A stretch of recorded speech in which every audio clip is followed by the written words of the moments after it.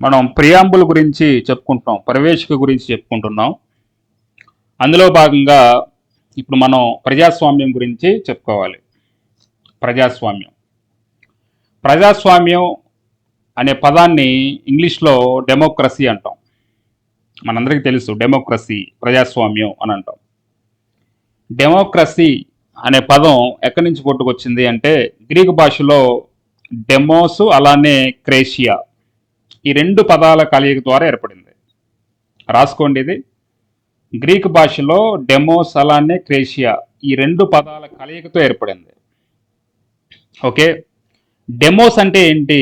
Demos అంటే దాని అర్థం ప్రజలు అని అర్థం, పీపుల్. అలానే క్రేషియా అంటే ఏంటి? క్రేషియా అంటే పరిపాలన లేదా అధికారం అని అర్థం. ఓకేనా? అయితే ఇప్పుడు డెమోక్రసీని, ప్రజాస్వామ్యాన్ని మనం రెండు రకాలుగా వర్గీకరించవచ్చు. రెండు రకాలుగా డెమోక్రసీని రెండు రకాలుగా వర్గీకరిస్తారు. ప్రత్యక్ష ప్రజాస్వామ్యం, అలానే పరోక్ష ప్రజాస్వామ్యం. ప్రత్యక్ష ప్రజాస్వామ్యం, పరోక్ష ప్రజాస్వామ్యం. డైరెక్ట్ డెమోక్రసీ, అలానే ఇండైరెక్ట్ డెమోక్రసీ. ఇప్పుడు మన భారతదేశం, మన ఇండియా ఏ ప్రజాస్వామ్యానికి సంబంధించింది చెప్పండి? భారతదేశంలో ఉన్న ప్రజాస్వామ్యం ఎటువంటిది? ప్రత్యక్షన, పరోక్షన? పరోక్ష ప్రజాస్వామ్యం, అంతే కదా, పరోక్ష ప్రజాస్వామ్యం. ఇండైరెక్ట్ డెమోక్రసీ అంటారు దీన్ని. ఇండైరెక్ట్ డెమోక్రసీ, లేదా దీన్ని మరో రకంగా ఏమని పిలవచ్చు అంటే ప్రాతినిధ్య ప్రజాస్వామ్యం అని కూడా అంటాం. ప్రాతినిధ్య ప్రజాస్వామ్యం అని కూడా అంటాం. ప్రాతినిధ్య ప్రజాస్వామ్యం అని ఎందుకంటారు అది కూడా చెప్తాను, చూడండి ఒకసారి. ఇప్పుడు మన దేశంలో ప్రజలు ప్రభుత్వ కార్యకలాపాల్లో నేరుగా పాల్గొన్నారా చెప్పండి? మన దేశంలో ప్రజలు అంటే ఓటర్స్ ఎవరైతే ఉన్నారో, ప్రజలు ఎవరైతే ఉన్నారో, వాళ్ళు డైరెక్ట్గా, ప్రత్యక్షంగా ప్రభుత్వ కార్యకలాపాలలో పాల్గొనరు. అంటే ఏంటంటే డైరెక్ట్గా, అంటే ఇప్పుడు నువ్వు కానీ, నేను కానీ, లేకపోతే షబ్బీర్ కానీ, లేకపోతే ఇక్కడ సత్య కానీ, ఎవరైనా కానీ మనందరం కూడా వెళ్ళి అసెంబ్లీలోనో లేదా పార్లమెంట్లోనో కూర్చొని చట్టాలు చేస్తున్నావా? అందరం కూడా వెళ్ళి డైరెక్ట్గా కూర్చొని ఇదిగో మనం ఈ చట్టం చేస్తున్నావా? లేదు. అలానే ఏమైనా పాలసీస్ చేస్తున్నావా? లేదు. మరి డైరెక్ట్గా పాల్గొం కదా. అదే నేను అంటుంది, ప్రభుత్వ కార్యకలాపాల్లో నేరుగా పాల్గొనరు. మరి ఎట్లా పాల్గొంటారు? మరి ఎట్లా అంటే మన దగ్గర ఉన్న ఆయుధం ఒకటే, ఓటు హక్కు. ఈ ఓటు హక్కుని ఉపయోగించుకొని ఏం చేస్తాం? ప్రజలందరూ కూడా తమ యొక్క నియోజకవర్గంలో కొంతమందిని, అంటే ప్రజాప్రతినిధిని ఎవరైతే ఉంటారో ఆ ప్రజాప్రతినిధులను ఎన్నుకొని వారిని ప్రభుత్వ కార్యకలాపాల్లో పాల్గొనేలా సహకరిస్తారు. ఓకేనా? ఇప్పుడు మీ నియోజకవర్గం ఉంది, మీ నియోజకవర్గం ఏదైతే ఉందో ఒక ఎమ్మెల్యేని పంపిస్తారు, అసెంబ్లీకి వస్తాడు. అలానే ఒక ఎంపీ ఉంటాడు, ఒక ఎంపీని ఎన్నుకుంటారు, ఆ ఎంపీ లోక్సభకి వెళ్ళిపోతాడు. అట్లా ప్రజాప్రతినిధులు ఎవరైతే ఉన్నారో వారిని ఎన్నుకొని వారిని ప్రభుత్వ కార్యకలాపాల్లో పాల్గొనడానికి సహకరిస్తారు. అంటే చూడండి ఒకసారి, సాధారణ వార్డు సభ్యుల నుంచి మన దేశంలో ఒక సాధారణ వార్డు సభ్యుడి నుంచి రాష్ట్రపతి వరకు ఎట్లా ప్రజలు ప్రత్యక్షంగా కానీ, అలానే పరోక్షంగా కానీ ఎన్నుకొని ప్రభుత్వాన్ని ఏర్పరుస్తారు, అంతే కదా. మనం ఆల్రెడీ చెప్పుకున్నాం 73వ రాజ్యాంగ సవరణ చట్టం, 74వ రాజ్యాంగ సవరణ చట్టం, అది చెప్పుకున్నాం. తర్వాత కేంద్ర ప్రభుత్వం చెప్పుకున్నాం. ఒక సాధారణ వార్డు సభ్యుల నుంచి రాష్ట్రపతి వరకు చెప్పుకున్నాం పాలిటీలో. ఓకేనా? అయితే మనం ప్రత్యక్షంగా కొంతమందిని ఎన్నుకుంటాం, అలానే పరోక్షంగా కొంతమందిని ఎన్నుకుంటాం. ఇలా ఎన్నుకొని మనమే ప్రభుత్వాన్ని ఏర్పరుస్తాం. ఓకేనా? మరి ఇదే పరోక్ష ప్రజాస్వామ్యం. ఇక్కడ చూడండి ఒకసారి, మనకి ఇక్కడ democracy is the government of the people, by the people and for the people. Abraham Lincoln ప్రజల చేత, అంటే అమెరికా మాజీ అధ్యక్షుడు అబ్రహం లింకన్ మనకి డెమోక్రసీని ఏ విధంగా నిర్వచించాడంటే ప్రజల చేత, ప్రజల కొరకు, ప్రజలే ఎన్నుకునే ప్రభుత్వ విధానాన్ని ప్రజాస్వామ్యం అని అంటారు. Of the people, for the people, by the people అని మనం చిన్నప్పుడే చదువుకున్నాం కదా. సో అబ్రహం లింకన్ని ఈ విధంగా మనం గుర్తుపెట్టుకోవాలి.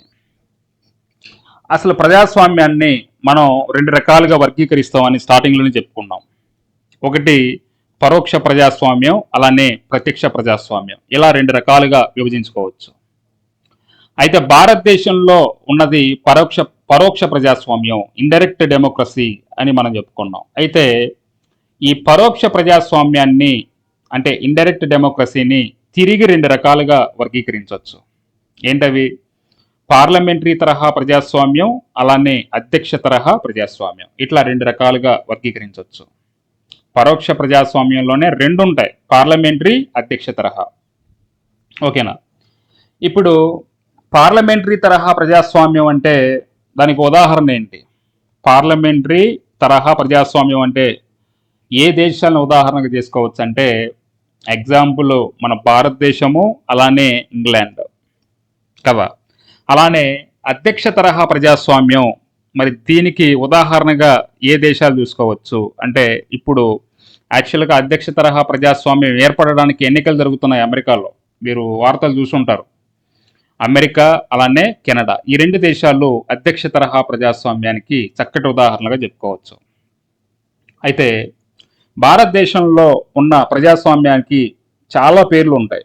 ఏంటంటే పార్లమెంటరీ తరహా ప్రజాస్వామ్యం అని అంటాం భారత్లో ఉన్నది. అలానే భారత్లో ఉన్నది క్యాబినెట్ తరహా ప్రజాస్వామ్యం అంటాం, అంతే కదా. మంత్రిమండలి ఏదైతే నిర్ణయాలు తీసుకుంటారో దాన్ని ఇంప్లిమెంట్ చేస్తారు.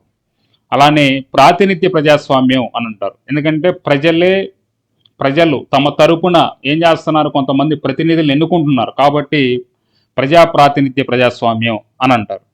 అలానే బాధ్యతాయుత ప్రజాస్వామ్యం, ఇట్లా భారత్లో ఉన్న ప్రజాస్వామ్యాన్ని ఇలా పలు రకాలుగా మనం నిర్వచించవచ్చు.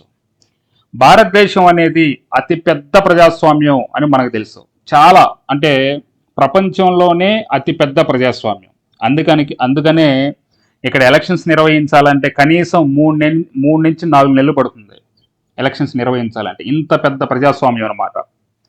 అయితే భారతదేశంలో ఉన్న ప్రజాస్వామ్యం ఎలాంటిది అని మనకి ఎగ్జామ్లో అడుగుతాడు. భారతదేశంలో ఉన్న ప్రజాస్వామ్యం ఎలాంటిదంటే చూడండి ఒకసారి. మన దేశంలో కార్యనిర్వాహక శాఖ ఉంటుంది. ఈ కార్యనిర్వాహక శాఖ ఎప్పుడూ కూడా దేనికి బాధ్యత వహిస్తుందంటే శాసనశాఖకి బాధ్యత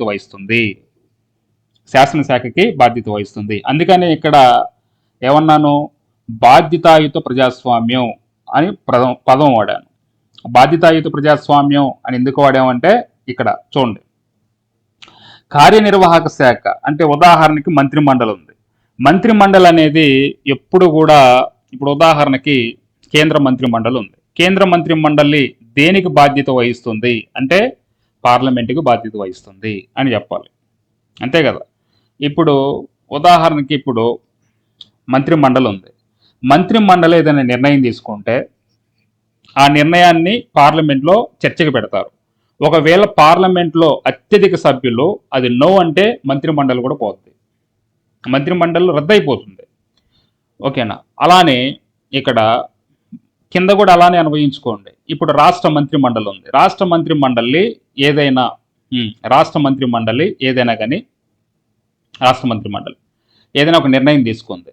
ఆ నిర్ణయం తీసుకుంటే అది ఎక్కడ శాసనసభలో ప్రవేశపెడితే ఆ రాష్ట్ర అసెంబ్లీ నో అంటే మొత్తం కూడా ఈ రాష్ట్ర మంత్రిమండలి రద్దయిపోతుంది, అంటే ఇంకా వాళ్ళు రాజీనామా చేయాల్సిందే. ముఖ్యంగా ఇక్కడ శాసనశాఖలో కూడా పార్లమెంట్ అయితే పార్లమెంట్లో ముఖ్యంగా దేనికి బాధ్యత వహిస్తుంది అంటే చూడండి ఒకసారి, మంత్రిమండలి శాసనశాఖకి బాధ్యత వహిస్తుంది, ఓకే, పార్లమెంట్ అని చెప్పాను. పార్లమెంట్లో కూడా దేనికి పర్టికులర్గా బాధ్యత వహిస్తుందంటే ఓన్లీ లోక్సభకు మాత్రమే. ఓకేనా? లోక్సభకు మాత్రమే. 543 మంది ఉన్నారు కదా, ఆ లోక్సభకు మాత్రమే బాధ్యత వహిస్తుంది. రాజ్యసభలో వాళ్ళు ఎంత చేసినా కానీ దానికి పట్టదు, అట్లనే కింద ఇక్కడ కూడా. ఓకేనా? ఇప్పుడు చూడండి ఒకసారి, కార్యనిర్వాహక శాఖ అనేది కార్యనిర్వాహక శాఖ అనేది శాసనశాఖకి బాధ్యత వహిస్తే దానిని పార్లమెంటరీ ప్రజాస్వామ్యం అంటాం. గుర్తుపెట్టుకోండి. ఎప్పుడైనా కానీ కార్యనిర్వాహక శాఖ, ఉదాహరణకి మంత్రి మండలి, ఆ మంత్రి మండలి లోక్సభకి బాధ్యత వహిస్తుంది ఇక్కడ. సో కార్యనిర్వాహక శాఖ అనేది శాసనశాఖకి బాధ్యత వహిస్తే దాన్ని పార్లమెంటరీ ప్రజాస్వామ్యం అని అంటాం. ఉదాహరణకి చక్కటి ఉదాహరణ భారతదేశంలో మనకు అలానే జరుగుతుంది. అలా కాకుండా కార్యనిర్వాహక శాఖ ఏదైతే ఉందో అది శాసనశాఖకి బాధ్యత వహించకపోతే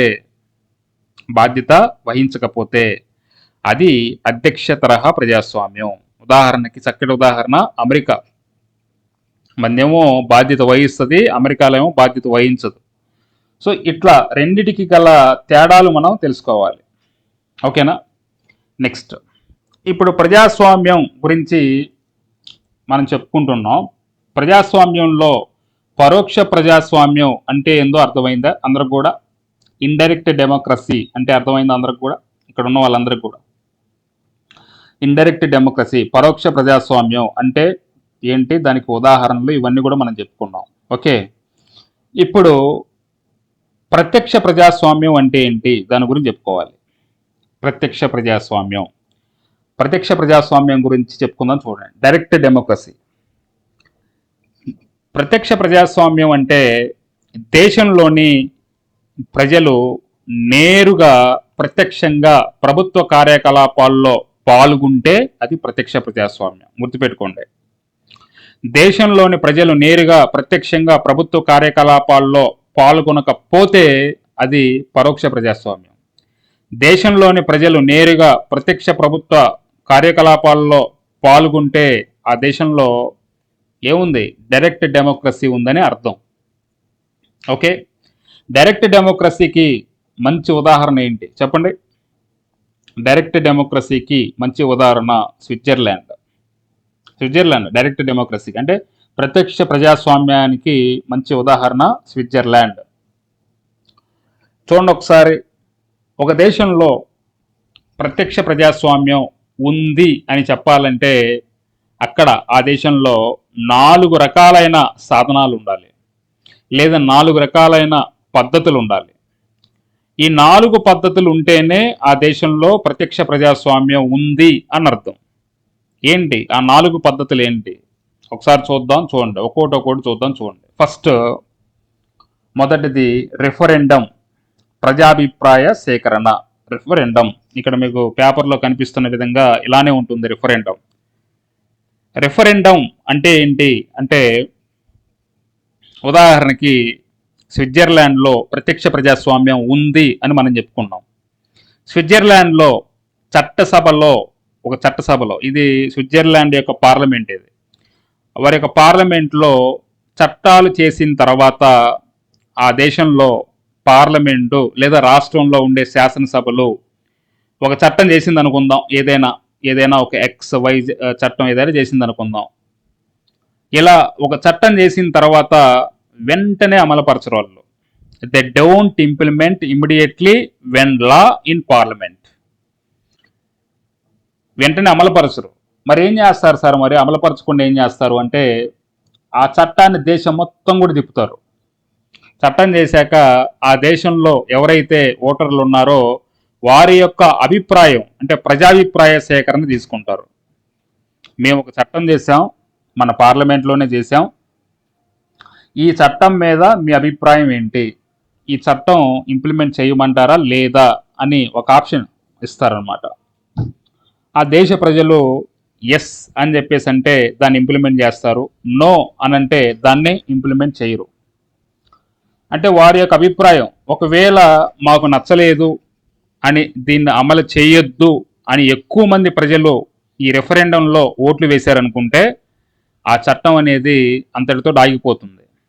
లేదా ఈ చట్టం మాకు అందరికీ కూడా నచ్చింది, మేము దీన్ని ఆమోదిస్తున్నాం, ఇది బాగుందని ఎస్ అని దీని మీద ఎక్కువ మంది ఓటింగ్ వేస్తే ప్రభుత్వం దాన్ని ఇంప్లిమెంట్ చేస్తుంది. ఓకేనా? మరి ఇలాంటి సిస్టమ్ ఏదైతే ఉందో రెఫరెండం, ప్రజాభిప్రాయ సేకరణ మన దేశంలో ఉందా? ఏమండి, మన దేశంలో ఉందా రెఫరెండం, ప్రజాభిప్రాయ సేకరణ? ఉందా? లేదు. ఎందుకు లేదు? మన దేశంలో ఎందుకు లేదంటే మంది ప్రత్యక్ష ప్రజాస్వామ్య దేశం కాదు కాబట్టి. మంది ఎటువంటి దేశం? మన దేశంలో ఉన్న మన దేశంలో ఉన్న డెమోక్రసీ ఏంటి? Indirect democracy. అందుకనే ఈ పద్ధతి ప్రజాభిప్రాయ సేకరణ రిఫరెండం అనేది లేదు. ఓకేనా? సో మన ఇండియాలో ఉన్నది ఏంటంటే మనకి ఇప్పుడు చూడండి ఒకసారి మన భారతదేశంలో మన భారతదేశంలో పార్లమెంట్ ఎప్పటి నుంచి పనిచేయడం ప్రారంభించింది చెప్పండి? ఎప్పుడు? 13 మే 1952 1952 నుంచి పనిచేయడం ప్రారంభించింది.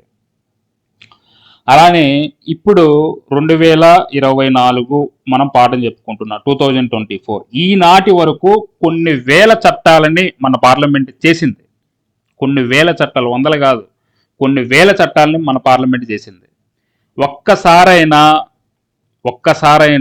మన దేశ పార్లమెంటు చట్టం చేసిన తర్వాత మీదుగా మేము ఈ చట్టం చేశాము, ఈ విధానం ప్రవేశపెడుతున్నాము అని ప్రజాభిప్రాయ సేకరణ అంటే రిఫరెండం చేసిందా లేదా? ఒక్కసారైనా కానీ? ఒక్కసారి కూడా లేదు. అలానే ఎందుకు ప్రవేశపెడుతుంది? అలా లేదు. కారణం మనది పరోక్ష ప్రజాస్వామ్యం. చట్టాన్ని కొనసాగించాలా లేదా ఇంప్లిమెంటేషన్ చెయ్యాలా లేదా అని ఓటు వేస్తారా మన దానిలో అంటే అలాంటి పద్ధతే లేదు. మన దానిలో ఏముంది? ఖచ్చితంగా మన దానిలో ఏముంటుందంటే నువ్వు ఒక ఎమ్మెల్యేని ఎన్నుకుంటావు, ఎమ్మెల్యేతో పాటుగా ఒక ఎంపీని ఎన్నుకుంటావు. ఎమ్మెల్యే రాష్ట్ర శాసనసభకి వెళ్తాడు, అలానే ఎంపీ పార్లమెంట్కి వెళ్తాడు. వెళ్ళిన తర్వాత ఈ ఎమ్మెల్యే రాష్ట్ర శాసనసభలో చట్టాలు చేస్తారు, అలానే ఈ ఎంపీ పార్లమెంట్లో చట్టాలు చేస్తారు. అంటే ఇక్కడ ఇలా ఉంటుంది, చట్టాలు చేసేటప్పుడు వాళ్ళు ఆ పార్లమెంట్లోనో ఆ రాష్ట్ర శాసనసభలోనో కూర్చొని మనల్ని అడగరు. మనం అసలు అనేది ఉండం, అసలు పార్లమెంట్లో ఉండం, మనం రాష్ట్ర శాసనసభల్లో కూడా ఉండం. ఆ ఎమ్మెల్యేలు ఆ ఎంపీలు ఉంటారు. అంటే మనం ఎన్నుకున్న ఎమ్మెల్యే ఉంటాడు, మనం ఎన్నుకున్న ఎంపీ ఉంటాడు. పైన స్పీకర్ ఉంటాడు. స్పీకరు ఏమంటాడు? ఇదిగో ఒక బిల్లు ఉంది, ఈ బిల్లు మీద ఇప్పుడు వరకు చర్చ జరిగింది. Those for the motion say aye, those for the opposite say no అని చెప్పేసి అనమంటాడు. అయితే చాలా మంది ఒప్పుకున్న వాళ్ళు ఇది బాగుంది, ఇది చట్టం అయితే బాగుంటుంది అన్నోళ్ళు ఐ హ్యావ్ ఇట్ అని చెప్పేసి ఎస్ అని చెప్పేసి అంటూ ఉంటారు. సో కాబట్టి స్పీకర్ కూడా aye have it the motion or bill adopted అని చెప్పేసి అంటాడు. ఆ బిల్ ఎక్కడికి పోతుంది? రాష్ట్ర శాసనసభలో ఆ బిల్ ఎక్కడికి పోతుంది? అది గవర్నర్ దగ్గరకు పోతుంది. గవర్నర్ దగ్గర పోయిన తర్వాత చట్టంగా మారుతుంది. పార్లమెంట్ అయితే ఎక్కడికి పోతుంది? రాష్ట్రపతి దగ్గరకు పోతుంది.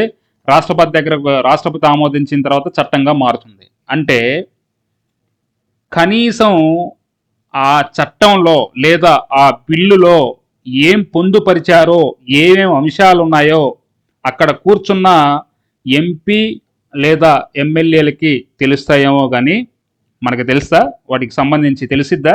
ఇక పలానా చేశారు, దానిలో కొన్ని అంశాలు ఉన్నాయని మనకు తెలుస్తుందా అసలు? ఏమండి? నో. ప్రజలకి అందులో ఏముందో ఎప్పుడు తెలిసిద్ది? గవర్నర్ ఆమోదించిన తర్వాత, అది చట్టంగా మార్చిన తర్వాత, ఆయన సంతకం పెట్టిన తర్వాత, గెజిట్లో పెట్టినప్పుడు మనకు తెలిసిద్ది. ఓ ఇన్ని ఉన్నాయా అని చెప్పేసి. లేదా పార్లమెంట్ అనుకోండి, రాష్ట్రపతి ఆమోదించిన తర్వాత, అది చట్టం మారిన తర్వాత, దాన్ని గెజిట్లో పెట్టిన తర్వాత, ఓహో ఇది ఉందా అని చెప్పేసి అప్పుడు తెలిసిద్ది మనకి. ఓకేనా? ఇట్లా అన్నమాట. ఇది దీనికి సంబంధించి అర్థమైంది అందరికి కూడా? క్లియర్? తర్వాత నెక్స్ట్ చూడండి. రెండవది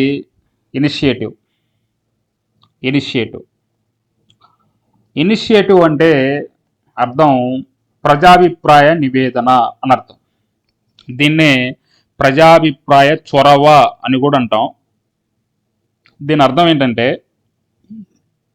ప్రజలు తమకి అవసరమైన అంశాలపై చట్టాలు లేదా పాలసీలు చేయమని ప్రభుత్వానికే కాదు నేరుగా చట్టసభలకి అంటే పార్లమెంటు శాసనసభలకి నివేదించవచ్చు.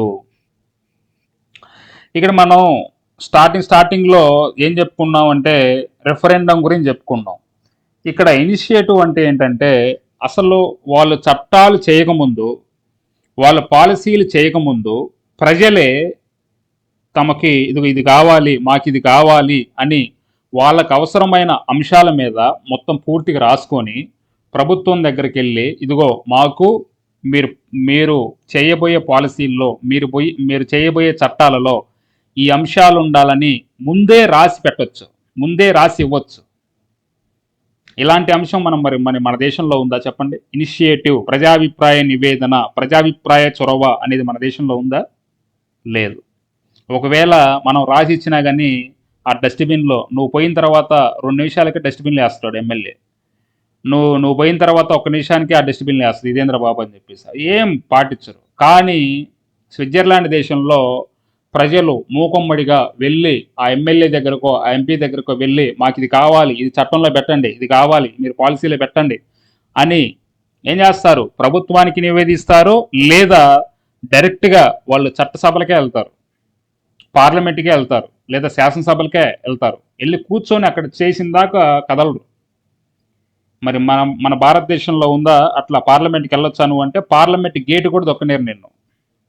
పార్లమెంటు గేటు కూడా దొక్కనేరు. నీ హక్కు ఎక్కడ వరకు?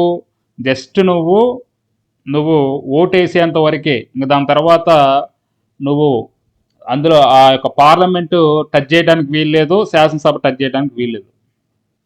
నువ్వు ఎమ్మెల్యేకి ఓటేస్తావు అంతే, వాడు పోయి శాసనసభలో కూర్చుంటాడు. అంతేగాని నేను కూడా వెళ్తా శాసనసభలో కూర్చుంటా, నేను కూడా ఒక చట్టం చేస్తా, నేను కూడా ఒక పాలసీ చేస్తా అంటే కుదరదు. ఇలా ఉంటుంది మన దేశంలో. ఇప్పుడు స్విట్జర్లాండ్లో ఇనిషియేటివ్ అంటే ఏంటంటే ఉదాహరణకు చెప్తున్నాను. వాళ్ళ దేశంలో, స్విట్జర్లాండ్ దేశంలో ఇనిషియేటివ్ అంటే ఏంటంటే స్విట్జర్లాండ్లో ఒక పట్టణం ఉంది. ఆ పట్టణంలో ఉన్న వాళ్ళు మొత్తం కూడా ఏమనుకున్నారంటే మన పట్టణంలో మంచి ఆధునీకరమైన ఒక మార్కెట్ కావాలి, లేదా ఆ మార్కెట్లో ఒక పంటపై లేదా ధాన్యంపై ఇదిగో ఇంత ధర మనకు కావాలి అని రైతులు డైరెక్ట్గా వాళ్ళ ఎమ్మెల్యేకో లేకపోతే ఒక ఎంపీకో లేకపోతే ప్రభుత్వానికో, లేదా వాళ్ళు ఏం చేయొచ్చు, మాకు ఇదిగో ఈ నగరంలో ఇలాంటి ఒక మార్కెట్ కావాలని చెప్పేసి చట్టసభ అంటే పార్లమెంట్ దగ్గరికి వెళ్ళి డైరెక్ట్గా వాళ్ళు ఆ నివేదికను సమర్పించవచ్చు. ఆ నియోజకవర్గంలో లేదా ఆ ఏరియాలో ఉన్న ప్రజలు సంతకాలు మొత్తం కూడా అంటే ఒక 100 మందా, 200 మందా, 400 మందా, 500 మందా మొత్తం కూడా సంతకాలు చేసి ఆ లిస్ట్ తీసుకొని పోయి డైరెక్ట్గా ఆ స్విట్జర్లాండ్ పార్లమెంట్లో కూర్చుంటారు. ఓకేనా? ఇలా మొత్తం మీదుగా కూడా మెజారిటీ సభ్యులు ముందుకు వచ్చి మాకు ఈ అంశం మీద ఇమ్మీడియట్గా ఒక చట్టం చేయండి, మాకు ఈ అంశం మీద ఒక పాలసీ చేయండి అని చట్టసభల్లోకి వెళ్ళి వాళ్ళు నివేదిస్తారు. కానీ మన దగ్గర ఇండియాలో ఉందా ఆ ప్రాసెస్ అంటే ఇండియాలో లేదు. మన దేశంలో అంత స్వేచ్ఛ అనేది ఇప్పటికీ కాదు, ఎప్పటికీ ఉండదు. ఈ చట్టం చేయండి, ఈ అంశంపై ఒక పాలసీ చేయండి అని ప్రజలు పార్లమెంట్కి వెళ్ళే స్వేచ్ఛ లేదు. నువ్వు ఒకవేళ పార్లమెంట్కి వెళ్తే నిన్ను ఒక ఉగ్రవాదం అని చెప్పేసి బయటికి నెట్టేస్తుంది ఈ దేశం, అంతే. ఓకేనా? నువ్వు ఎంపీ లేదా ఎమ్మెల్యే దగ్గరకు పోయి ఇవ్వడానికే ఉండదు. వాడు ఏం చేస్తాడో నువ్వు గెలిచేంత వరకే. అందరినీ తమ దగ్గరకు రానివ్వరు కదా. ఇక చట్టసభల్లోకి ఏం తీసుకెళ్తారు? ఇంకేముండదు ఇది మొత్తం కూడా. ఉదాహరణకి మామూలుగా ఇప్పుడు మరి ఒక 10,000 సంతకాలు తీసుకొని మాకు గ్రూప్ 2 ఎగ్జామ్లో నెగిటివ్ మార్క్స్ ఉండకూడదు, ఒక 5,000 పోస్టులు కావాలి అని ఒక ఎమ్మెల్యే దగ్గరకో ఒక ఎంపీ దగ్గరకో అక్కడికి వెళ్ళి మీరు దాన్ని ఇంప్లిమెంట్ చేయమని అడిగారు అనుకోండి. ఒక ఎమ్మెల్యే కానీ లేకపోతే ఏదైనా ఒక ఎమ్మెల్సీ కానీ వాడికి ఒక ఉదార స్వభావం ఉంటే ఒకవేళ గేటు దగ్గర నుంచి రాణిస్తాడు. వాడి ఇంట్లో కూర్చోబెట్టి టీ కాఫీలు ఇచ్చి సరే నేను వస్తాలే అంటాడు, ఉదార స్వభావం కలవాడు. లేదా కొంతమంది గేట్ నుంచే తోసేస్తారు మొత్తం కూడా. లేదా వాళ్ళు పోయిన తర్వాత చూద్దాంలే అని చెప్పేసి అంటారు, దాని గురించి మాట్లాడరు. ఓకేనా? ఇట్లాంటిది అనేది మన దేశంలో ఉండవు. ఓకే, అందుకనే మంది పరోక్ష ప్రజాస్వామ్యం. ఇక తర్వాత మూడవది రీకాల్. రీకాల్ రీకాల్ని పునరాగమనం అని అంటాం. పునరాగమనం పునరాగమనం రీకాల్ అంటే ఏంటంటే, ప్రజలు ఎన్నుకున్న ఒక ప్రజాప్రతినిధిని, వాళ్ళు ఆల్రెడీ ఒక ఎమ్మెల్యేనో ఒక ఎంపీనో ఎన్నుకుంటారు. ఎన్నుకున్న తర్వాత వాడు ఒకవేళ ఆ ప్రజాప్రతినిధి పరిపాలన సక్రమంగా చేయలేదనుకుందాం, ఇలా చేయకపోతే పూర్తి కాలం కాకముందే ఎప్పుడైనా ప్రజలు ఆ ప్రజాప్రతినిధిని పదవి నుంచి తొలగించవచ్చు. ఉదాహరణకి స్విట్జర్లాండ్లో చట్టసభలకు ఎన్నికయ్యే వాళ్ళు 4 సంవత్సరాల కాలానికి ఎన్నికవుతారు. 4 ఇయర్స్, 4 సంవత్సరాల కాలానికి ఎన్నికవుతారు. వాళ్ళు ఎన్నిక కాకముందు 100 మాటలు చెప్తారు. ఎవరైనా కానీ ఎన్నిక కాకముందు 100 మాటలు చెప్తారు. ఏమని? మీకు 24 గంటలు అందుబాటులో ఉంటాను, సదా మీ సేవలో ఉంటాను, మీరు అరే అంటే ఒరే అంటాను, మీరు నాకు దేవుళ్ళు, మీకు ఫ్రెండ్ లాగా ఉంటాను, మీ సమస్యలనే నేను తీరుస్తాను, నన్ను మీరు గెలిపించగానే నా పని, నా సర్వస్వం, నా ఊపిరి ఈ నియోజకవర్గ అభివృద్ధి కోసమే, నేను అధికారంలోకి రాగానే ఖాళీగా ఉన్న 2-3 లక్షల ఉద్యోగాలను భర్తీ చేస్తాను, పోలీసు ఉద్యోగాలను భర్తీ చేస్తాను, గ్రూప్ 2 ఉద్యోగాలను భర్తీ చేస్తాను, గ్రూప్ 3 ఉద్యోగాలను భర్తీ చేస్తాను, 3 లక్షల ఉద్యోగాలు ఖచ్చితంగా మీ ముందు ఉంచుతాను అని ఎన్నికల ముందు డప్పులా ఇస్తారు ఎవరైనా సరే. నేను విన్నాను, నేను ఉన్నాను అని చెప్పిన వాళ్ళు మొత్తం కూడా 5 సంవత్సరాలు అలానే చేశారు ఇప్పుడు వరకు కూడా. అవునా కదా? అది నమ్మి ప్రజలు కానీ స్టూడెంట్స్ కానీ ఎంపీనో ఎమ్మెల్యేనో గెలిపించారు. ప్రమాణ స్వీకారం చేశాడు. చేసిన తర్వాత ఏం జరిగింది? 5 సంవత్సరాలు ఉద్యోగం లేకుండా అలానే కొనసాగింది. మొదటి సంవత్సరం బాగానే ఉన్నావు, రెండో సంవత్సరం బాగానే ఉన్నావు, మూడో సంవత్సరం నుంచి నీలో అలజడి రేగింది. ఇదే నువ్వు స్విట్జర్లాండ్లో ఉన్నావనుకుందాం, ఇదే సిచ్యువేషను స్విట్జర్లాండ్లో ఉందనుకుందాం. స్విట్జర్లాండ్లో ఒక నియోజకవర్గంలో ఒక సామాన్య ప్రజానీకం అయితే నువ్వేం చేస్తావంటే, నువ్వు ఎమ్మెల్యేని గెలిపించుకున్న తర్వాత నీ సమస్య చెప్పుకుందామని ఎమ్మెల్యే దగ్గరికి వెళ్తే వానికి నిన్ను గేట్ నుంచి బయటికి తోసేసాడు. పోలీసులు 2 ఉన్నారు, ఎవడరా నువ్వు అని చెప్పేసి బయటికి తోసేసాడు. ఓకేనా? ఇక నీలాగనే 100 మందికి కాదు 1000 మందికి నీ నియోజకవర్గంలో ఎవరు వచ్చినా కానీ అంతే అన్నాడు. వాడు పోయి ఎక్కడో రాజధానిలో కూర్చుంటున్నాడు. వాడు మనస్తత్వమే మారిపోయింది, పరిపాలన సక్రమంగా చేయట్లేదు. అప్పుడు నువ్వేం చేయొచ్చు అంటే, 4 సంవత్సరాల వరకు వెయిట్ చేసి, అంటే 4 సంవత్సరాలు కదా స్విట్జర్లాండ్లో, 4 సంవత్సరాల వరకు వెయిట్ చేసి అప్పుడు ఓటు వేయడం, అది కాదు స్విట్జర్లాండ్లో ఉన్నది. ఇమీడియట్గా వీడు మొత్తం కూడా మొత్తం ఫ్రాడే చేస్తున్నాడు, వీడు మాకు నచ్చలేదని చెప్పేసి ఆ నియోజకవర్గంలో ఉన్న ప్రజలు అత్యధికంగా 50% అబోవ్ మొత్తంగా కలిసి రీకాల్ చేయొచ్చు. అంటే ఆ రీకాల్ చేస్తే ఏంటంటే వాడి పదవి పోతుంది, అంతటితోటి పోతుంది. అంతే, మీరు రీకాల్ చేస్తున్నాం పలానా ఎమ్మెల్యేని, మా నియోజకవర్గ ఎమ్మెల్యేని అని చెప్పేసి అంటే అంతటితోటి పోతుంది. అంతే. భారతదేశంలో ఇది స్విట్జర్లాండ్లో ఉన్నది. భారతదేశంలో ఇలాంటిది ఉందా అంటే, భారతదేశంలో రీకాల్ సిస్టమ్ ఉందా అండి? భారతదేశంలో రీకాల్ సిస్టమ్ ఏదైతే ఇప్పుడు వరకు మనం చెప్పుకున్నామో ఆ రీకాల్ సిస్టమ్ ఉందా? లేదు. పునరాగమనం లేదు. ఇక్కడ నువ్వేం చేస్తావు? ఓటేసి ఒక ఎమ్మెల్యేనో లేదా ఒక ఎంపీనో గెలిపించుకుంటావు. గెలిపించుకున్న తర్వాత ఆ ఎమ్మెల్యే కానీ ఆ ఎంపీ కానీ సరిగ్గా పనిచేయకపోతే, నీకు అనుకూలంగా ఉండకపోతే, నువ్వు ఏదైనా ఒక సమస్య చెప్పుకుందామని పోతే వాడు మాట వినకపోతే, అసలు ఎన్నికలప్పుడు కనపడ్డాడు, దాని తర్వాత హైదరాబాద్లోనో లేకపోతే అమరావతిలోనో దర్జాగా కూర్చున్నాడు, ఇంకా నీ ఊరికి రాలేదు, నీ నియోజకవర్గానికి రాలేదు, వాడికి నచ్చలేదు. రీకాల్ చేయడానికి అవకాశం ఉందా ఇక్కడ మన దేశంలో అంటే? రీకాల్ చేయడానికి అవకాశం లేదు. చచ్చినట్లు నువ్వు ఎన్ని సంవత్సరాలు వెయిట్ చేయాలి? 5 సంవత్సరాల పాటు వెయిట్ చేయాలి. మీరందరూ కూడా పోయినసారి 2019 నుంచి 2024 వరకు వెయిట్ చేశారు కదా చాలామంది. 2019లో ఏమన్నా వదులుతాడా? 2020లో ఏమైనా వదులుతాడా? 2021లో 36 పోస్టులు. అబ్బో! 36 పోస్టులు మామూలు పోస్టులు కాదు. 36 కూడా గ్రూప్ 1 ప్లస్ గ్రూప్ 2 మామూలుగా కాదు. పండగ చేసుకోవాల్సింది అది అని చెప్పి చాలా మంది అన్నారు. ఇక చాలా మంది వెయిట్ చేద్దాం వెయిట్ చేద్దాం వెయిట్ చేద్దాం, మొత్తం కూడా ఓపిక నశించిపోయింది. 2024 2024లో ఎలక్షన్ అయిపోయిన తర్వాత ఎప్పుడూ లేని నిశ్శబ్ద విప్లవం అనేది బయలుదేరింది. మొత్తం కూడా ఎవరిని అడిగినా కానీ నువ్వు ఎవరికేసా ఓటు ఎవరికేసా ఓటు అంటే ఎవరు కూడా చెప్పట్లేదు. ఎవరికి చెప్పట్లేదు అసలు మొత్తం కూడా.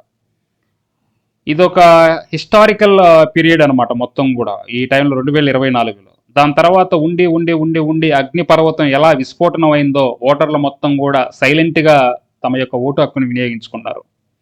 దాని తర్వాత చూస్తే మొత్తం కూడా వార్ వన్ సైడ్ అయిపోయింది. అట్లా అధికారంలోకి రాకముందు ఒక మాట, అధికారంలోకి వచ్చిన తర్వాత ఒక మాట చెప్పిన తర్వాత మన దేశంలో అయితే ఒకవేళ చేస్తే నువ్వు 5 సంవత్సరాలు ఆగాలి, రీకాల్ చేయడానికి అవసరం లేదు, రీకాల్ చేయడానికి ఇక్కడ అవకాశం ఉండదు. స్విట్జర్లాండ్లో అయితే రీకాల్ సిస్టమ్ ఉందేమో కానీ ఇక్కడ మాత్రం 5 సంవత్సరాలు ఆగాలి.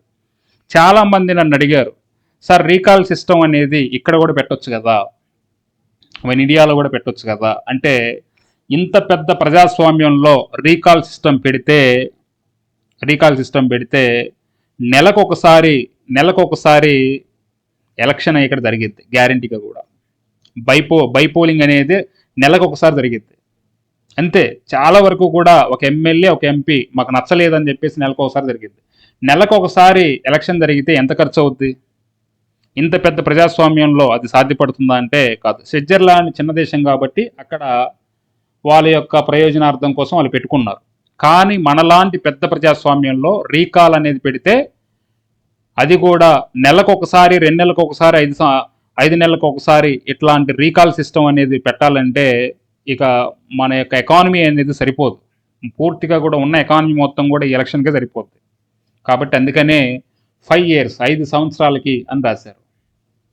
ఓకే, తర్వాత నెక్స్ట్ 4 ప్లెబిసైట్ ప్రజా నిర్ణయం.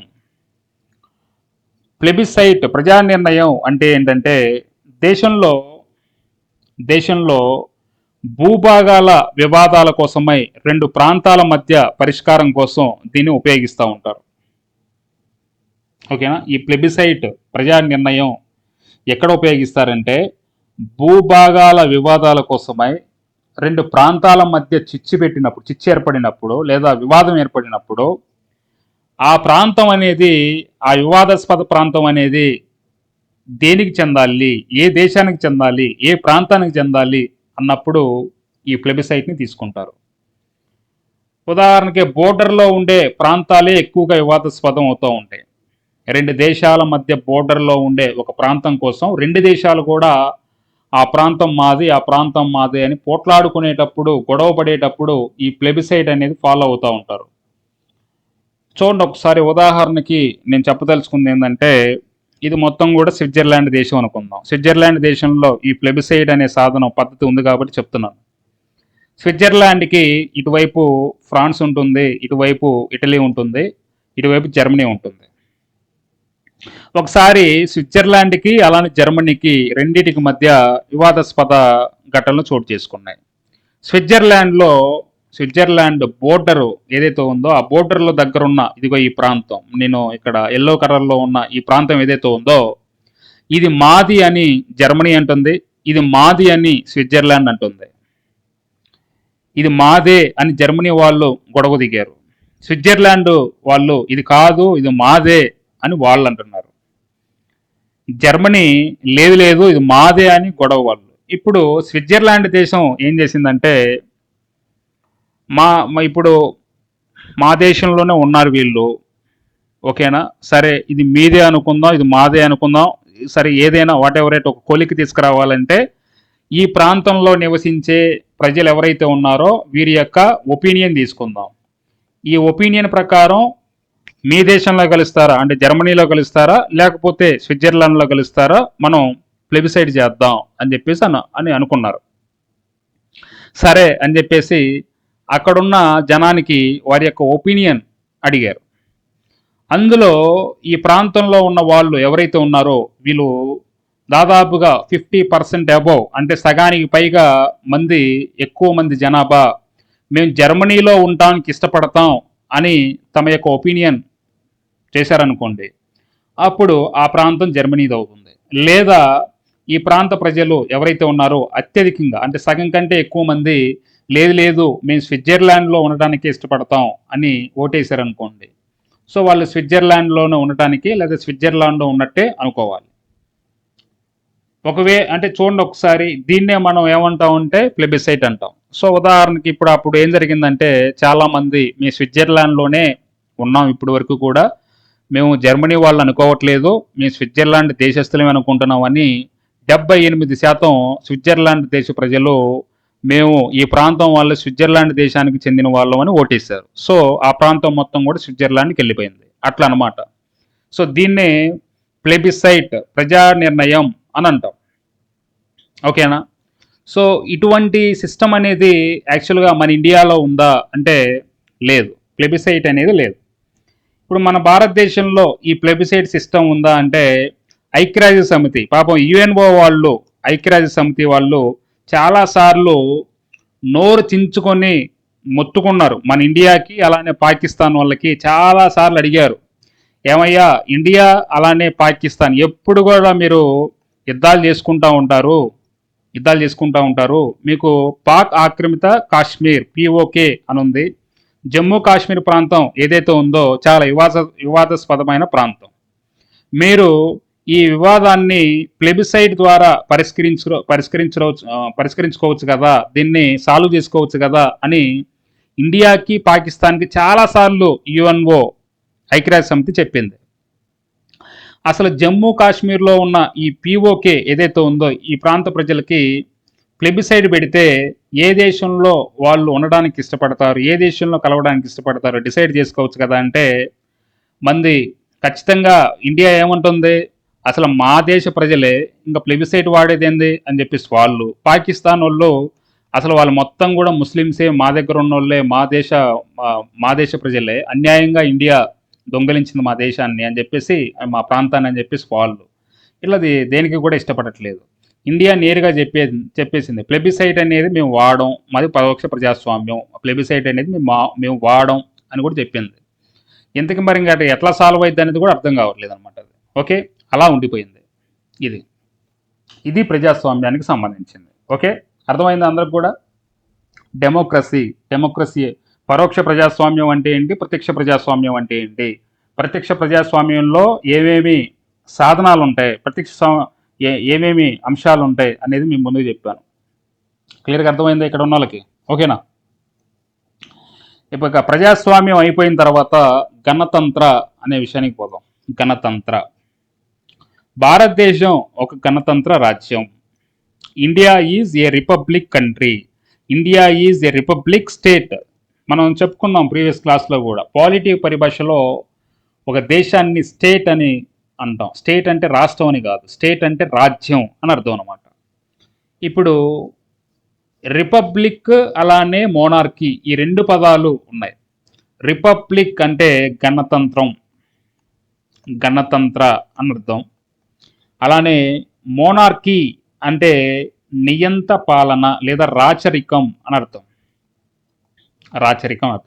ఈ రెండు కూడా ఆపోజిట్ వర్డ్స్ అండి, ఈ రెండు కూడా ఆపోజిట్ వర్డ్స్. సో మోనార్కీ అంటే రాచరిక పాలన, రిపబ్లిక్ అంటే గణతంత్ర పాలన, ఇది అర్థం చేసుకోవాలి. ఇక గణతంత్ర రాజ్యం అంటే ఎప్పుడైనా గుర్తుపెట్టుకోండి, గణతంత్ర రాజ్యం అంటే ఒక్క పదవిని మాత్రమే మనం దృష్టి పెట్టుకోవాలి. ఒక పదవి ఉంది, ఆ పదవిని మాత్రమే దృష్టి పెట్టుకోవాలి. ఏ పదవి చెప్పండి? గణతంత్ర రాజ్యం అంటే ఒక పదవిని మాత్రమే దృష్టిలో పెట్టుకోవాలి. ఏం పదవి? భారత రాష్ట్రపతి పదవి. గుర్తుపెట్టుకోండి, భారత రాష్ట్రపతి పదవి. భారతదేశంలో గల అత్యున్నత పదవి ఏంటి? రాష్ట్రపతి. భారతదేశంలో గల ఈ అత్యున్నత పదవి ఎలా ఎన్నిక కాబడుతుందో అనేదే చూడాల్సి ఉంటుంది. గుర్తుపెట్టుకోండి, ఎలా ఎన్నిక కాబడుతుందో అనేదే చూడాలి. నిన్న మీకు ఎగ్జామ్లో ఒక ప్రశ్న అడిగాను, ప్రజల చేత ఎంపీలు, భారతదేశం ఒక గణతంత్ర రాజ్యం ఎందుకంటే ప్రజల చేత ఎంపీలు ఎన్నుకోబడతారు, ప్రజల చేత ఎమ్మెల్యే ఎన్నుకోబడతారు, ప్రజల చేత ఎంపీలు ప్రత్యక్షంగా ఎన్నుకోబడతారు. ఇట్లా అడిగాను. యాక్చువల్లీ ఇదంతా కాదు. దాని ఆన్సర్ ఏంటంటే రాష్ట్రపతి ఎలా ఎన్నుకోబడతాడని దాని మీదే గణతంత్ర రాజ్యం అనేది ఆధారపడి ఉంటుంది. గుర్తుపెట్టుకోండి. ఎలా ఎన్నుకోబడతాడు? మన దేశంలో రాష్ట్రపతి ఎలా ఎన్నుకోబడతాడు? రాష్ట్రపతి సైతం ఎన్నికల ద్వారా ఎన్నుకోబడతాడు. ఇదే కదా, ఎన్నికల ద్వారా ఎన్నుకుంటాడు. ఎన్నికల ద్వారా ఎన్నుకుంటాడు కాబట్టే మనది గణతంత్ర రాజ్యం. ఓకేనా? రాష్ట్రపతిని ఎలా ఎన్నుకుంటాం మనం? ఎలా ఎన్నుకుంటాం? సింపుల్గా ఎలక్టోరల్ కాలేజ్ దీని ద్వారా ఎన్నుకుంటాం సార్ అని అంటాం. అంతే కదా. సో ఇప్పుడు రాష్ట్రపతిని మనం ఏమంటాం చెప్పండి. రాష్ట్రపతిని మన దేశ అధ్యక్షుడు. రాష్ట్రపతిని ఇంకా ఏమంటాం? మన దేశ సర్వ సైన్యాధ్యక్షుడు. ఇంకా ఏమంటాం? రాష్ట్రపతిని ఏమంటాం? రాష్ట్రపతి మన రాజ్యాంగాధిపతి. రాష్ట్రపతి మన దేశ సర్వోన్నత కార్యనిర్వాహక అధిపతి. ఇట్లా రాష్ట్రపతిని మనం అంటాం. Head of the constitution president is super commander of the nation. The president is super executive head అని ఇట్లా చాలా రకాలుగా అంటాం. ఇలాంటి రాష్ట్రపతి వారసత్వంగా వచ్చిందా లేకపోతే ఎన్నిక ద్వారా వచ్చిందా? మన దేశంలో ఉన్న రాష్ట్రపతి పదవి ఏదైతే ఉందో ఇది ఎట్లా వచ్చింది? వారసత్వంగా వచ్చిందా ఎన్నిక ద్వారా వచ్చిందా అనేదే మనకు కావాలి. ఎట్లా? వారసత్వం ద్వారా, ఎన్నిక ద్వారా? వారసత్వంగా కాదు, ఎన్నిక ద్వారా వచ్చింది. President is elected by elections in our state. అంటే మన రాజ్యంలో గణతంత్ర రాజ్యానికి అలానే రాచరిక రాజ్యానికి ఉన్న తేడా ఏంటి? గణతంత్ర రాజ్యానికి అలానే నెక్స్ట్ రాచరిక రాజ్యానికి ఉన్న తేడా ఏంటి? అంటే గణతంత్ర అంటే రిపబ్లిక్, రాచరిక, మోనార్కీ ఈ రెండింటికి ఉన్న తేడా ఏంటి? గణతంత్ర రాజ్యంలో ఆ దేశ సర్వోన్నత వ్యక్తి ఎవరైతే ఉన్నారో అతను ఏమంటాం చెప్పండి? రాష్ట్రపతి. మన దేశంలో అతనే కదా రాష్ట్రపతి. ఇక్కడ రాచరికంలో ఎవరుంటారు? రాచరికంలో రాణి లేదా రాజు. గణతంత్ర రాజ్యం అయితే ఈ రాష్ట్రపతిని ఎలా ఎన్నుకుంటారు? ఎలా వస్తాడు? లేకపోతే ఎన్నికల ద్వారా ఎన్నుకుంటారు. రాచరిక రాజ్యంలో ఎట్లా? వారసత్వంగా వారి యొక్క పదవి అనేది వస్తుంది. హెరిడిటరీ అంటారు. గణతంత్ర దీనికి ఉదాహరణకి మన ఇండియా, భారత్ అని చెప్పుకోవచ్చు. రాచరికం ఉదాహరణకి ఏం చెప్పుకోవచ్చు? బ్రిటన్, ఇంగ్లాండ్ అని చెప్పుకోవచ్చు. ఇంగ్లాండ్ మంచి ఉదాహరణ. ఇంగ్లాండ్లో సేమ్ ఇదే కదా, రాణి లేదా రాజు వారసత్వంగా వస్తారు మొత్తం కూడా. ఓకే. మరి భారతదేశంలో ఈ గణతంత్ర రిపబ్లిక్ ఈ ఏదైతే భావన ఉందో ఈ భావనని ఎక్కడి నుంచి మనం గ్రహించాం? ఏ దేశం నుంచి గ్రహించాం? భారత రాజ్యాంగ పరిషత్ మేధావులు మన దేశం రిపబ్లిక్ కంట్రీగా ఉంటుంది, రిపబ్లిక్ స్టేట్గా ఉంటుంది అని రాజ్యాంగంలోనే రాశారు. అయితే గణతంత్ర అనే ఈ భావనని ఏ దేశం నుంచి గ్రహించడం జరిగింది? ఫ్రాన్స్ దేశం నుంచి గ్రహించడం జరిగింది. ఓకేనా? భారతదేశం గణతంత్ర దినోత్సవాన్ని ఎప్పుడు జరుపుకుంటాం? ప్రతి సంవత్సరం కూడా ఏ తారీఖుని జరుపుకుంటాం? జనవరి 26న గణతంత్ర దినోత్సవాన్ని జరుపుకుంటాం. మొదటి గణతంత్ర దినోత్సవం ఎప్పుడు జరిగింది? 1950 జనవరి 26న జరిగింది. ఎందుకు జరిగింది అంటే ఈ రోజున రాజ్యాంగం అమల్లోకి వచ్చింది కాబట్టి. ఓకేనా? ఈ రోజునే రాజ్యాంగం అమల్లోకి వచ్చింది కాబట్టి. అంటే బ్రిటిష్ వాళ్ళు ఇప్పటి వరకు చట్టాలన్నీ వాళ్ళే చేశారు. వాళ్ళ చట్టాలు ఇప్పుడు మాకు అవసరం లేదు, ఇప్పుడు మేము ఎలా పాలించుకోవాలి అనేది మేము రాజ్యాంగం అనేది కొత్తగా తయారు చేసుకున్నాం, సొంతగా రాసుకున్నాం, మా కాళ్ళ మీద మేము నిలబడతాం, మేము రాసుకున్న రాజ్యాంగం ఆధారంగా పరిపాలించుకుంటాం. ఇలా సొంతంగా రాజ్యాంగం రాసుకొని మా దేశ అభివృద్ధి కోసం పాటుపడతాం. మేము ఎలా అభివృద్ధి చెందామో వచ్చి చూడండి, మీరందరూ కూడా అన్ని దేశాల వాళ్ళు చూడండి అని ప్రతి సంవత్సరం కూడా జనవరి 26న మన దేశాధిపతి ఎవరు? రాష్ట్రపతి ఏం చేస్తాడు? ఏం చేస్తాడు? అధిప ఒక అధిపతుల్ని ఎవరైతే ఉంటారో దేశ అధిపతుల్ని దేశాల నుంచి దేశ అధ్యక్షుల్ని అతిథులుగా ఆహ్వానించి, అంటే గెస్టులుగా ఆహ్వానించి రాష్ట్రపతి పక్కనే కూర్చోబెట్టుకుంటాడు. మా దేశం ఎంత డెవలప్ అయిందో మీరు చూడండి అని ఆయన ముందు, ఆ గెస్ట్ ముందు సైనిక కవాతులు నిర్వహిస్తూ ఉంటారు.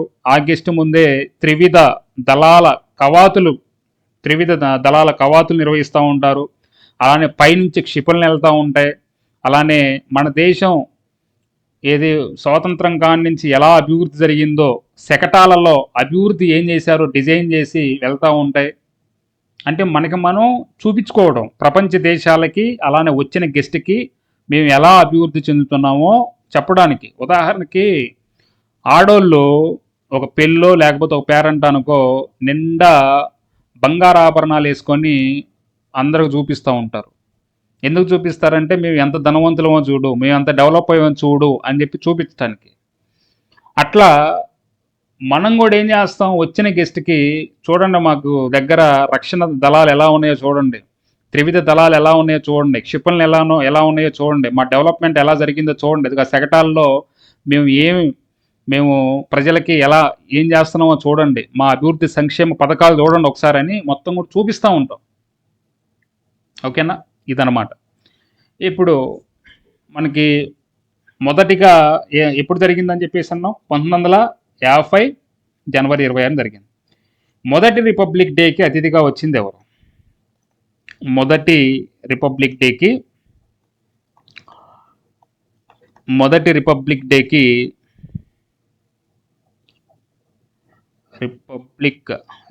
డేకి అతిథిగా వచ్చింది ఎవరండి? ఏం పేరు? అతని పేరేం పేరు? సుకర్నో. ఎవరు ఈ సుకర్నో? ఎవరు? ఇండోనేషియా అధ్యక్షుడు. ఓకే, ఇండోనేషియా అధ్యక్షుడు. అలానే తర్వాత సెకండ్ ఎవరు? ఇది 1950లో జరిగింది. 1950 జనవరి 26లో జరిగింది. తర్వాత నెక్స్ట్ ఎవరు అంటే మొదటి రెండు సామాన్యంగా అడుగుతూ ఉంటారు. 1951 1951లో నేపాల్ నుంచి వచ్చాడండి. నేపాల్ అధ్యక్షుడు. ఏం పేరు అతని పేరు? బిక్రమ్ సింగ్. వీరిద్దరి పేర్లు గుర్తుపెట్టుకోవాలి. ఫస్ట్ సుకర్నో, అలానే బిక్రమ్ సింగ్. ఫస్ట్ రెండు గుర్తుపెట్టుకుంటే చాలు. అలానే చాలా విడ్డూరమైంది ఏంటంటే, మన ఎగ్జామ్లో కూడా ఇచ్చాను, విడ్డూరమైంది ఏంటంటే మనం మన శత్రుత్వ దేశం యొక్క అధ్యక్షుని కూడా పిలుచుకున్నాం మనం. అంటే పాకిస్తాన్ వాళ్ళని కూడా పిలుచుకున్నాం. తెలుసా? 1955లో 1955లో అంటే మనకి స్వాతంత్రం వచ్చి మన భారత రాజ్యాంగం అమలుపరుచుకున్న తర్వాత 5 సంవత్సరాలకి 1955 పాకిస్తాన్ని గణతంత్ర దినోత్సవాలకి గెస్ట్గా పిలుచుకున్నాం. ఏం పేరు అతని పేరు అంటే గులాం మహమ్మద్. ఇలాంటివి ఎగ్జామ్లో అడుగుతూ ఉంటాడు. అలానే స్వాతంత్రం వచ్చిన తర్వాత మనకి రాజ్యాంగం అమలైన తర్వాతే మనం 1950 నుంచే ఈ గణతంత్ర దినోత్సవ వేడుకలను జరుపుకుంటున్నాం. 1950 జనవరి 26 కానీ జరుపుకుంటున్నాం. అయితే కొన్ని సంవత్సరాలలో అతిథుల్ని మనం అంటే గెస్ట్ని పిలవలేదన్నమాట. అతిథుల్ని మనం పిలవలేదు, గెస్టుల్ని పిలవలేదు. ఆ యొక్క సంవత్సరాల పేర్లు కూడా అడుగుతూ ఉంటాడు. ఏంటది? 1952లో పిలవలేదు, గుర్తుపెట్టుకోండి. 1952. అలానే 1953లో పిలవలేదు. అలానే 1966లో పిలవలేదు. అలానే 2021లో కూడా పిలవలేదు. 2021లో కూడా పిలవలేదు.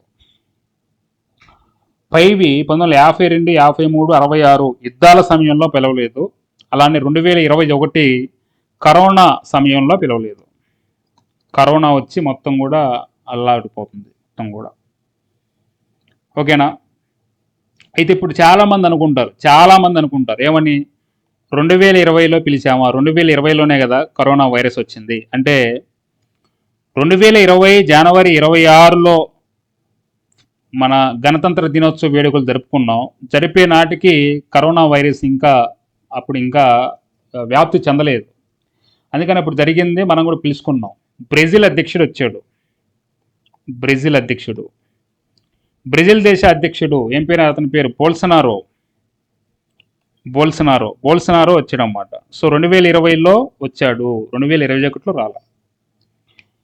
సో అత్యధికంగా ఇప్పటి వరకు ఏ దేశం వాళ్ళని ఆహ్వానించాం చెప్పండి? అత్యధికంగా మన గణతంత్ర దినోత్సవ వేడుకలకి ఆహ్వానితులుగా, గెస్ట్లుగా ఏ దేశస్తుల్ని ఎక్కువగా పిలిచాం? ఏ దేశస్తుల్ని? ఫ్రాన్స్ దేశస్తుల్ని ఎక్కువగా పిలిచాం. అంటే ఫ్రాన్స్ దేశం నుంచి ఎక్కువగా వచ్చారు. ఫ్రాన్స్ దేశ అధ్యక్షులు ఇప్పుడు వరకు కూడా 2024 మనం పాఠం చెప్పుకుంటుంది. ఇప్పుడు వరకు కూడా సుమారు ఎన్నిసార్లు వచ్చారు అత్యధికంగా అంటే 6 times వచ్చారు. 6 సార్లు వచ్చారు. 6 times, 6 సార్లు. 2024లో అంటే రీసెంట్గా 2024 జనవరి 26 రిపబ్లిక్ డేకి అతిథిగా వచ్చిన ఏ దేశ అధ్యక్షుడు అతిథిగా వచ్చాడు అంటాడు? ఏ దేశ అధ్యక్షుడు? ఫ్రాన్స్ దేశ అధ్యక్షుడే. ఏం పేరు ఆయన పేరు? ఇమ్మాన్యుయల్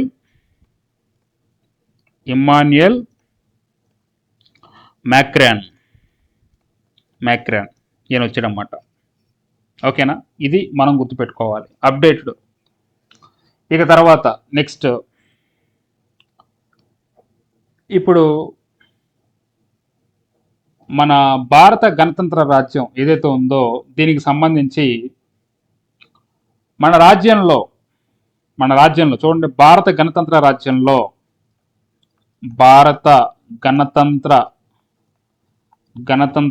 రాజ్యం ఏదైతే ఉందో దీనికి సంబంధించి మనకి ఎలా ఎగ్జామ్స్లో అడుగుతాడంటే, మన రాజ్యంలో రాజకీయ సార్వభౌమాధికారంలో ప్రజలు కూడా ఉంటారు. రాజకీయ సార్వభౌమాధికారంలో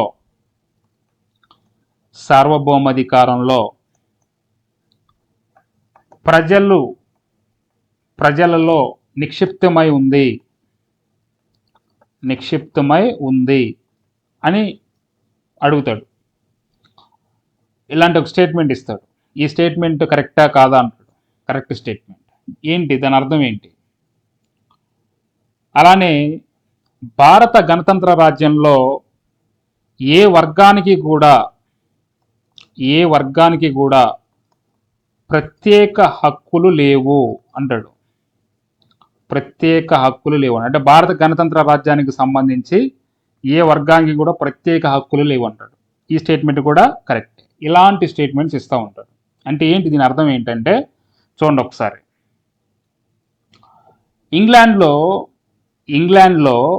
ఎట్లా ఉంటుందంటే కొన్ని వర్గాలకి ప్రత్యేక హక్కులు ఉంటాయి ఇంగ్లాండ్లో. ఉదాహరణకి ఇంగ్లాండ్లో నివసిస్తున్న రాజు లేదా రాణి, వీళ్ళకి పదవులు ఎలా వస్తాయి? ఎన్నిక ద్వారా వస్తుందా, వారసత్వంగా వస్తాయి చెప్పండి? వారసత్వంగా వస్తాయి. అంటే తాత చనిపోతే కొడుక్కి, కొడుకు చనిపోతే మనవడికి, ఇట్లా వారసత్వంగా వస్తాయి వాళ్ళ పదవులు. ఇంగ్లాండ్లో రాజు లేదా రాణి వీళ్ళకి ఒక బంధువర్గం ఉంటుంది. ఎప్పుడు కూడా ఒక బంధువర్గం అనేది ఎవరికైనా ఉంటుంది. రాజు రాణికి వాళ్ళకు కూడా ఒక బంధువర్గం ఉంటుంది. ఈ బంధువర్గానికి ఒక ప్రత్యేకమైన సౌకర్యాలు కూడా ఉంటాయి. గుర్తుపెట్టుకోండి, ఒక ప్రత్యేక సౌకర్యాలు ఉంటాయి. అంటే రాజు లేదా రాణి వాళ్ళకి సంబంధించిన పుట్టినరోజులు ఉంటాయి కదా, బర్త్డే, రాజుగారి బర్త్డే అంట ఈరోజు, అలాగే రాణిగారి బర్త్డే అంట, లేదా రాజు వాళ్ళ కొడుకు బర్త్డే అంట, లేదా రాజుగారి యొక్క మనవడు బర్త్డే అంట, లేదా రాజు యొక్క పెళ్లి రోజు అంట. పుట్టినరోజులకి పెళ్లి రోజులకు కూడా పబ్లిక్ హాలిడేస్ ఇస్తారు. పబ్లిక్ హాలిడేస్ ఇస్తారు. పబ్లిక్ హాలిడేస్ ఇస్తారు ఇక్కడ. ఏది? ఇంగ్లాండ్లో రాజుగారి పుట్టినరోజులకి, రాజుగారి పెళ్లి రోజులకి పబ్లిక్ హాలిడేస్ ఉంటాయి అక్కడ ఇంగ్లాండ్లో. కానీ కానీ మన భారతదేశంలో రాష్ట్రపతి ఉంటాడు. రాష్ట్రపతి పుట్టినరోజుకి, రాష్ట్రపతి పెళ్లి రోజుకి, లేదా రాష్ట్రపతి మనవడి పుట్టినరోజుకి ఏమన్నా పబ్లిక్ హాలిడేస్ ఉంటాయా? ఏమండి, ఏమైనా పబ్లిక్ హాలిడేస్ ఏమైనా ఉంటాయా? పెళ్లి రోజులకి ఎలాంటివి ఉంటాయా? ఉండవు కదా. అందుకనే భారత గణతంత్ర రాజ్యానికి ప్రత్యేక హక్కులు లేవు అనే దానికి నేను అందుకనే ఇక్కడ రాశాను అనమాట. అర్థమైందా? ఇది వాళ్ళ పిల్లలకి పెళ్లిళ్ళు చేసేటప్పుడు ప్రజాధనంతో, గవర్నమెంట్ సొమ్ముతో సెలబ్రేషన్ చేస్తారు ఇంగ్లాండ్లో. ఆ రోజుని సెలవులు ఇస్తారు, ఊరేగింపులు చేస్తారు. అక్కడ అధికారికంగా ఉంటాయి అవన్నీ కూడా. కానీ మన దేశంలో పెళ్ళిళ్ళైనా లేకపోతే ఇంకేదైనా కానీ సెలబ్రేషన్స్ అయినా ప్రజాధనంతో, అంటే ప్రజాధనంతో ఉండదు. అంటే వాళ్ళ పెళ్ళిళ్ళు స్వతహాగా చేసుకోవాలనుకుంటే మన రాష్ట్రపతి విషయంలో ఉండదు కదా అలా.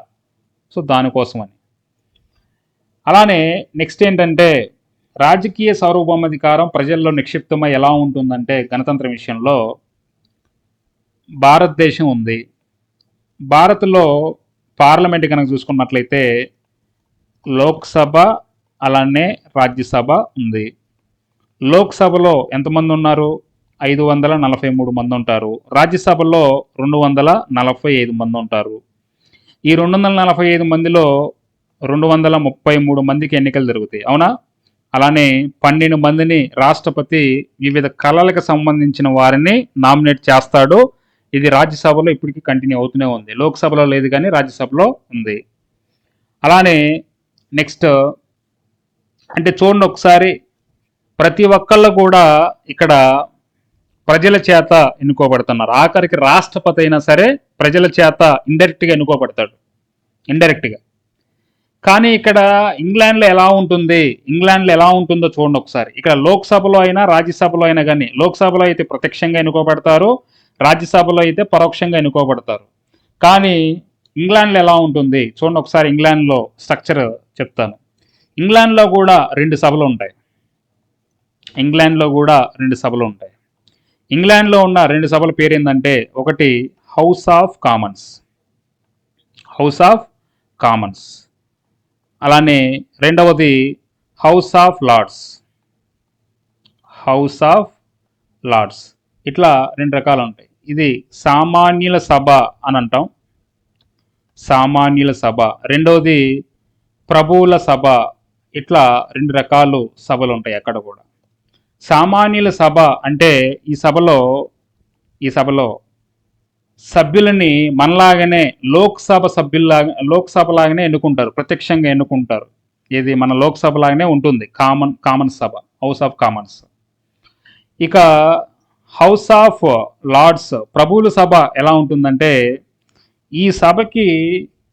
ఈ సభలో ఉండే వాళ్ళకి ఎన్నికలు ఉండవు, ఎలక్షన్స్ అనేవి ఉండవు.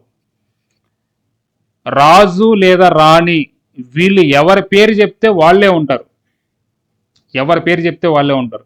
ఇదిగో వీడు మా బాబాయ్ కొడుకు వీని పెట్టుకుందాం, వీడు మా మేనమామ కొడుకు వీని పెట్టుకుందాం, వీడు మా తమ్ముడు కొడుకు వీని పెట్టుకుందాం. రాజు అంటాడు ఈయన పెట్టుకో. వాళ్ళ బంధువర్గం ఎవరైతే ఉంటారో, వాళ్ళ బంధువర్గ సన్నిహితులు ఎవరుంటారో వాళ్ళే ప్రభువుల సభలో ఉంటారు. కానీ మరి మన దేశంలో అలా ఉండదు. మొత్తం కూడా మన దేశంలో అలా కాదు. లోక్సభకైనా కానీ రాజ్యసభకైనా కానీ ఇక్కడ 12 మందిని రాష్ట్రపతి నామినేట్ చేస్తున్నాడు కదా సార్ అంటే, రాష్ట్రపతి నామినేట్ చేసినా కానీ మన దగ్గర రాజ్యసభకి రాష్ట్రపతి 12 మందిని నామినేట్ చేస్తాడు. కానీ అతను సొంత ఇష్టంతో చేస్తున్నాడా? 12 మందిని సొంత ఇష్టంతో తనకి ఇష్టమైన 12 మందిని చేస్తాడా అంటే కాదు. ఎవరి యొక్క ఆమోదం మేరకు లేకపోతే ఎవరి యొక్క సిఫార్సుల మేరకు చేస్తాడు? కేంద్ర క్యాబినెట్ ఎవరిని తీసుకోమంటుందో వారిని మాత్రమే, అంతే కదా. కేంద్ర క్యాబినెట్ రాష్ట్రపతికి ఒక లిస్ట్ పంపిస్తుంది, ఇదిగో ఈ 12 మందిని నువ్వు నామినేట్ చేయని. అంతే చేస్తాడు, అంతే. ఓకేనా? సో కేంద్ర క్యాబినెట్ యొక్క సలహా మేరకు మాత్రమే ఆ 12 మందిని కూడా ఈడ మన రాష్ట్రపతి అక్కడ చేస్తాడు. కానీ ఇక్కడ అలా ఉండదు. మొత్తం ఉన్న ఈ ప్రభువుల సభల్లో, ఈ హౌస్ ఆఫ్ లార్డ్స్లో మొత్తం వాళ్ళ కుటుంబకులు, వాళ్ళ బాబాయ్ కొడుకులు, వాళ్ళ మేనమావన్ కొడుకులు, తమ్ముడు కొడుకులు, వాళ్ళ బంధువర్గం మొత్తం కూడా ఉంటారు. నో ఎలక్షన్స్ ఏ ఉండవు. అంటే చూడండి ఒకసారి, మన దేశంలో ఏ వర్గానికి అంటే గణతంత్రం విషయంలో, అత్యున్నత పదవి విషయంలో ఏ వర్గానికి కూడా ప్రత్యేక హక్కులు, ప్రత్యేక సదుపాయాలు లేవు. కానీ రాచరికమైన దేశంలో మాత్రం ఉంటాయి. ఓకేనా? ఇది దాని అర్థం. క్లియర్? అలానే నెక్స్ట్, రాజ్యంలో రాజకీయ సార్వభౌమాధికారం ప్రజలలో నిక్షిప్తమై ఉంటుంది అనే దానికి అర్థం ఏంటంటే, ఇప్పుడు రాష్ట్రపతిని మనమే ఎన్నుకుంటాం. ప్రజలు మొత్తం కూడా ప్రజలు ఒక ఎమ్మెల్యేని, అలానే ఒక ఎంపీని ఎన్నుకుంటారు. వీళ్ళు ఏం చేస్తారు? రాష్ట్రపతిని ఎన్నుకుంటారు. అంటే ఎమ్మెల్యేలు, ఎంపీలు ఎన్నుకుంటారు. అంటే మనం ఇండైరెక్ట్గా ఎన్నుకుంటాం. అంటే రాష్ట్రపతి ఎన్నికల్లో ఓటు మనకి డైరెక్ట్గా లేదు, కానీ మనం ఇండైరెక్ట్గా ఎన్నుకున్నట్టే. రాష్ట్రపతిని ఎన్నుకునే విషయంలో డైరెక్ట్గా లేకపోయినా కానీ మనకు పరోక్షంగా భాగస్వామ్యం ఉంది. మన చేత ఎన్నుకోబడుతున్నట్టే రాష్ట్రపతి ఇండైరెక్ట్గా. అంటే మనకి రాజకీయ సార్వభౌమాధికారం ఉంది. కానీ ఇంగ్లాండ్లో ఉందా? ఇంగ్లాండ్లో అలా ఉండదు. ఇంగ్లాండ్లో ఉన్న రాజు లేదా రాణి ఎట్లా, రాజు మరణిస్తే తర్వాత, ఒకవేళ రాజు తర్వాత వాడు చనిపోతే రాజు కొడుకు వస్తాడు, ఈడు కొడుకు పోతే ఇంకొకడు వస్తాడు. అంటే ఆ రాజు డిక్లేర్ చేస్తాడు మొత్తం కూడా, ప్రజలు ఏం చేయలేరు. అంటే వాళ్ళ దేశంలో రాజకీయ సార్వభౌమాధికారం అనేది ప్రజల్లో నిక్షిప్తమై లేదు, కానీ మన దేశంలో ఉంటుంది. ఓకేనా? ఇది దీనికి సంబంధించి అనమాట. గణతంత్ర రాజ్యం అనే దానికి ఉదాహరణగా ఇది చెప్పాను. సో ప్రజాస్వామ్యం, గణతంత్రం, ఈ రెండు క్లియర్గా అర్థమైనాయా మీకు? డెమోక్రసీ అనే దాన్ని మీకు గురించి చెప్పాను. అలానే రిపబ్లిక్, ఈ రెండిటి గురించి మీకు వివరంగా చెప్పాను. Democracy, republic. Okay, thank you.